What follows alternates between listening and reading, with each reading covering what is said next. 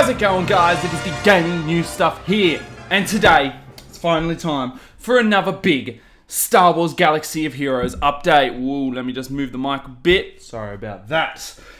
Today, there has been some information which we will be having a look at right now. So, first of all, we will go into our newsletter. Firstly, Elite Combat Event, introducing an all-new 3-part event, Elite Combat. In the first of 3 events, head to Chopper Base as you team up with the Imperial Super Commando. The adventure continues at the Mandalorian outpost as you fight alongside the ruthless GAR SAXON of Clan Vizsla to neutralize the growing rebel threat. The final event gives players the opportunity to take the Gauntlet Starfighter into battle above Concord Dawn. Elite Combat unlocks at level 20. Each event has 4 tiers of difficulty for levels 20 to 80. There are no restrictions on the characters that you may put in your squad, so be sure to bring your most powerful characters. With the Super Commando and Imperial Viceroy of Mandalore at your side, do you have what it takes to bring glory to the Empire? Ooh, baby! So they are Rebels characters, those two. There is also the Rise Together event, Ghost and Phantom 2. Take part in the Rise Together event to unlock the Phoenix Squadron's ships, Ghost and Phantom 2. Ghost is an elusive rebel ship that synergizes with stealthed allies to deliver devastating attacks. Phantom 2 acts as a decoy for Ghost, while also providing ally support and debuffing enemies. This event will combine ground and space combat. See firsthand how fearsome the Phoenix Squadron is under the lead of Hera Syndulla and her unique sharing leader ability. Afterwards, use the devastating Ghost and Phantom 2 in a new ship event. Be sure to add these powerful ships to their amazing abilities to your fleet by participating in these limited time events. So that is already 2 massive things coming. And then we can head here and have a look at what else is here. The TIE Advanced has been added to fleet shipments and Shard Shop. So this is Darth Vader's ship. Finally, it'll be farmable, which is awesome. I need it because I have, that 7-star Darth Vader. You need the TIE Advanced. So that is awesome. Also, some ships have been added into the fleet mega pack. The TIE Reaper and Kylo Ren's command shuttle have both been added. So if you're looking to get those ships, you can buy them in the fleet mega pack, which is basically, I think, the chromium pack for ships. Shard Shop update. For a limited time, Director Krennic and Death Trooper are in the Shard Shop. And also, Director Krennic is now available in Hard Light Side Battle 9D. I hate the fact that they keep putting them in Light Side 9 Hard. It's bloody annoying. I can't beat it. Don't have good enough Light Side characters. Death Trooper is available in Cantina 8A. So, if you have Cantina 8A 3-starred, go for it. You will be getting Death Trooper in no time. So let's exit out here. First thing we are going to do is have a look at the new characters. First up, we have the Imperial Super Commando. That is a crazy name, and he looks really freaking awesome. So, first off, seize the advantage. We'll be having a look at the maxed out skills. Deal physical damage to target enemy with a 70% chance to inflict offense down for 2 turns and attack again if the target had less than 50% turn meter. So double attacks if they have less than 50% turn meter. That is pretty good. Superior tactics. Deal physical damage to target enemy, dispel all buffs on them, and inflict buff immunity for 2 turns. And it only has a cooldown of 2, so that is really good. Upper Hand, which is a unique. Imperial Super Commando has a 65% counter chance and gains plus 15% offense for each enemy with no buffs. So that 65% counter chance, I do believe, plays in with GAR SAXON. But, GAR SAXON.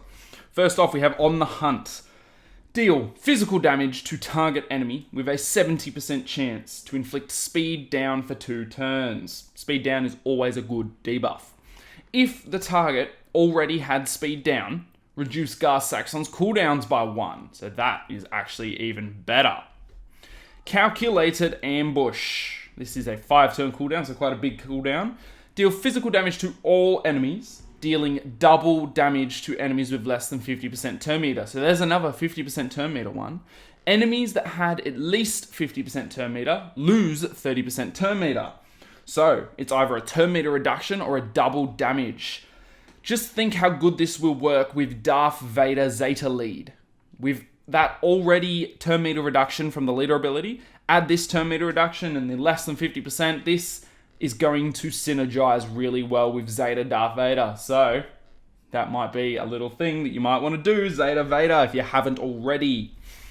Next up, we have the leader ability. Empire allies gain 50% counter chance and 40% defense. Whenever an Empire ally uses a basic attack, they recover 5% health.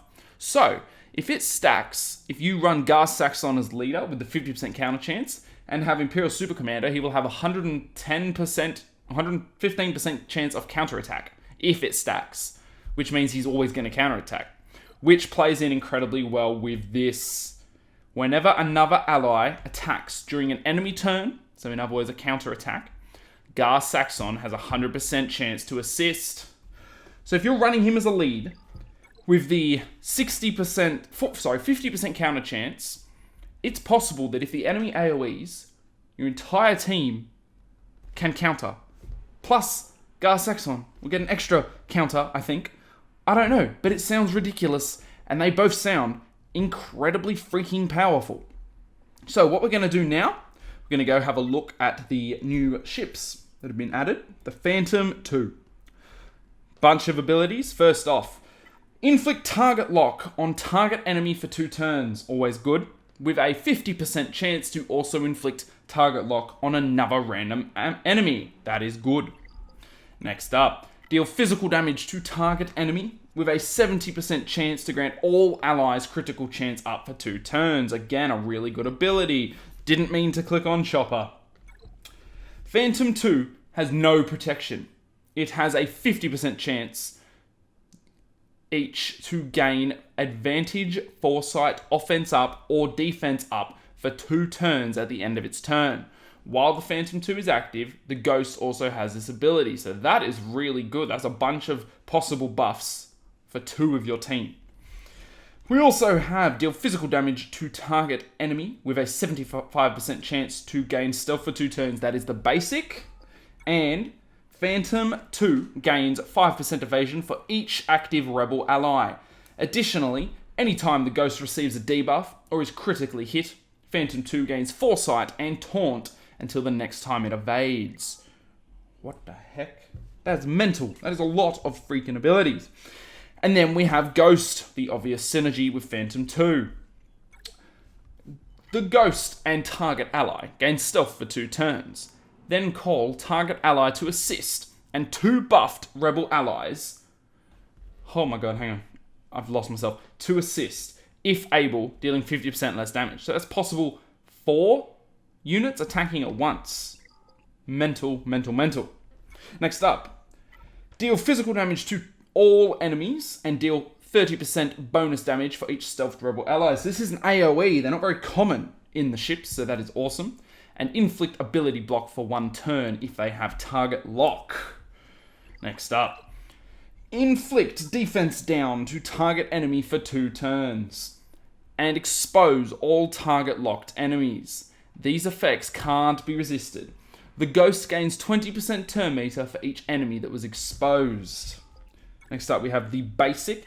Deal physical damage to target enemy if the Ghost is stealthed. This attack is guaranteed to be a critical hit. That is really good, because he seems to be very easy to get stealthed. All enemies have minus 20% potency and suffer speed down for 2 turns whenever their debuffs are resisted.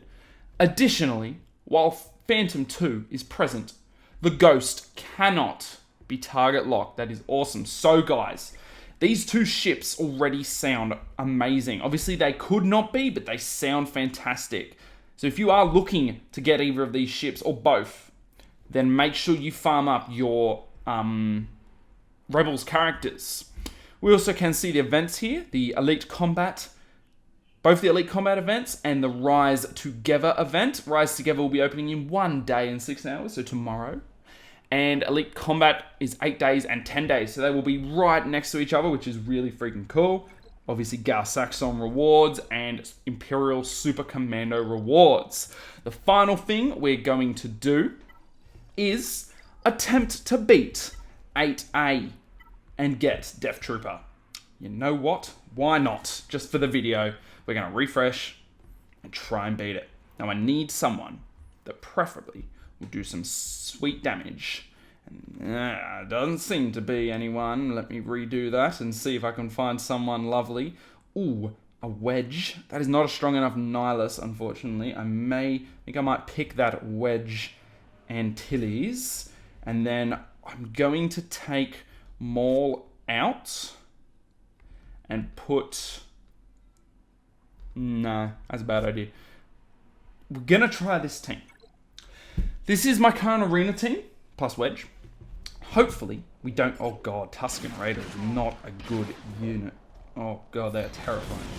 If you have never gone up against Tusken Raiders and you don't know how damaging they are, ooh, you got some stuff to learn, guys. With their assist, when in these story missions and cantina missions, they are a pain. Okay, we need to take them out first so that they can't get the assists. Because I do believe that the Commando droid diplomats don't do half as much damage. As a matter of fact, they just go invisible. And when they both go invisible, it doesn't help them at all. So that is tier 2 done. Maybe we can beat tier 3 and actually be able to farm Death Trooper, which I'll be doing. Because I'm at a standstill in the cantina battles of who to farm. So this will be a good one. Now, we want to keep Boba Fett stunned, because I feel like he can do the most damage on this enemy team. So let me also just shock him as well. And then this should kill him. Luckily, it's the old Boba Fett, so he doesn't have the ability to revive himself on full HP with the buff. But you did see he revived himself there like the old Boba Fett used to. Random chance of revival, kind of like HK. Get the ability block. Okay, don't get the... Oh, God. So, the fact that Boba Fett died, I'm not sure if we'll get 2 or 3 stars now. Because he is still alive, technically. But I don't know if that'll count as 2 or 3. Kind of really hope we still get the 3-star because... You know, of all the characters that could have died, Boba's the best one to die when he comes back. Let's find out. Oh. Okay. I guess we only get 2. Dink, dink. Oh, hang on. We got 3. Excuse me. Well, we beat it. How good is that? Okay, so we can start farming Death Trooper now. Almost have him at 4-star, actually. Which is pretty cool. And he's going to fit in with these new Empire units. Anyway, guys, let me end the video off here, I guess, because realistically, there isn't much more to talk about that is super big. There's obviously a few bug changes and whatnot.